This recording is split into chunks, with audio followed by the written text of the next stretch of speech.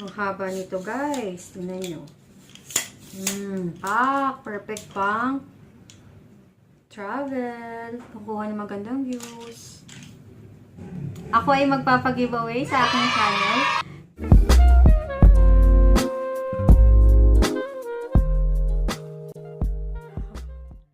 What's up, guys? Welcome back to my channel. At kung bago ka sa channel ko, please click the subscribe button sa baba at pakiclick na rin yung notification bell para every time na mag-upload ako ay manonotify ka.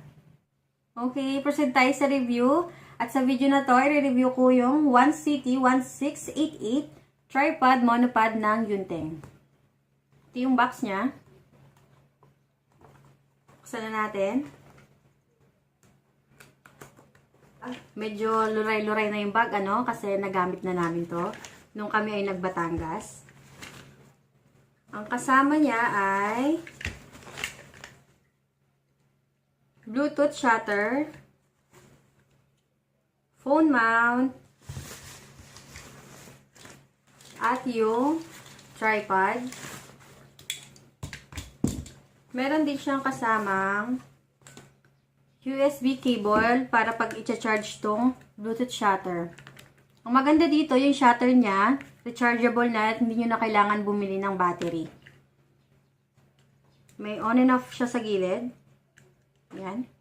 Kita nyo ba? May ilaw.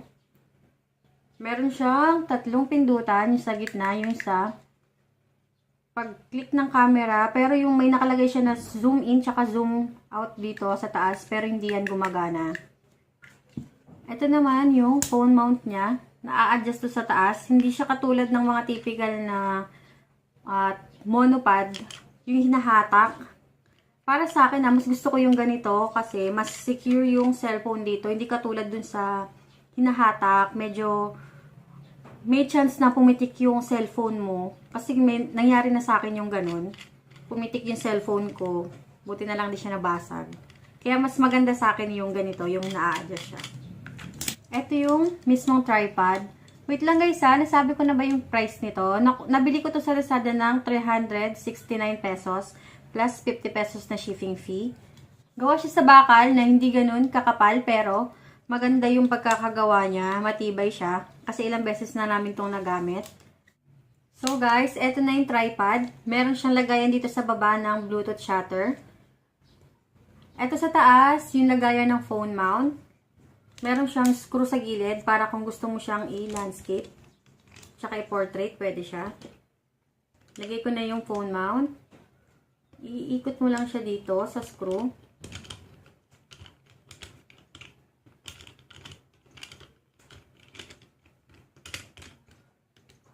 Meron siyang parang, ano bang tawag dito? Wheel dito sa gilid. Para pangpasikip dito sa phone mount. Yan. Ito naman yung pangalawang screw. Dito mo i-adjust kung gaano lang kalapad yung pagpapatungan mo. Kung wala kang ganong space. Yan, ilak mo muna. Pwede siyang ganyan lang. Hindi na yan matutumba. Pwede rin naman siyang hanggang kalahati. Ilak mo lang. Yan. Diba? Pwede rin siyang hanggang sa dulo. Ganyan yung itsura niya. Meron pala siyang rubber dito sa ilalim. Para to mas maganda yung kapit niya. Para hindi siya basta-basta dumudulas. Meron siya dito sa taas oh. I-adjust mo yan kung gaano kalapad yung cellphone mo.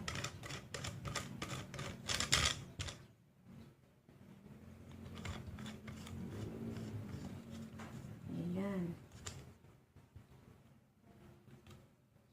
Yan siya. Phone. Etong screw sa gilid, ito yung pipihitin mo kung gusto mo siyang i-landscape or portrait. Katulad ngayon, naka-landscape siya. Twist mo lang yan kung gusto mong i-tilt ng konti. Pwedeng pa ganyan. Pwedeng pa ganyan. Tapos ilalak mo lang. Naka-tilt na siya. Pwede mo rin tong gawing portrait kung magsiselfie ka. Ihiga mo lang ng ganyan, ito-twist mo. Tapos yung sinasabi ko na wheel dito sa gitna. Nakikita nyo ba? Pipihitin mo lang yan para maging pa-portrait yung cellphone. Yan. Diba? perfect yan kung mag-selfie kayo. Alisin ko muna yung cellphone para mapakita ko sa inyo kung gaano siya kahaba. Twist mo lang ulit dito sa gilid. Luwagan lang para maalis mo yung cellphone. At saka ang ganda ng mount niya. Kasi meron siyang pang-protect dito sa cellphone. Ayan o. Diba? Hindi basta-basta pipitik yung cellphone mo kapag nakalagay siya. Paano ito nahahabaan? Ito twist. At tatakin mo lang. Yan, haba niyan. Ang haba pala nito guys is 1.33 meters or 4.2 feet. Ako 5 flat ako, so hanggang dito ko siya. Twist mo lang para lumuwag siya. Yan. Ganyan siya kahaba. Tapos, twist mo lang din para malak. Diba? Nakalak na yan. Twist lang din kung babalik mo na. Yan. Twist. Twist. And lock. Yan. Ganyan siya pag gagamitin nyo na.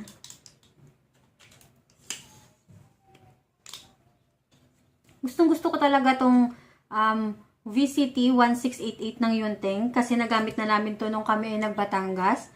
Alam nyo guys, sobrang perfect niya. Mag-insert ako ng picture namin ng asawa ko nung ginamit namin to nung nagkuha kami ng sunset. Tutusok mo lang siya sa buhangin, talagang hindi na malalaglag yung cellphone mo. Kasi pwede mo siyang iganyan ng todo. So, totoo lang guys, ayan, may kita mo, may buha-buhangin pa.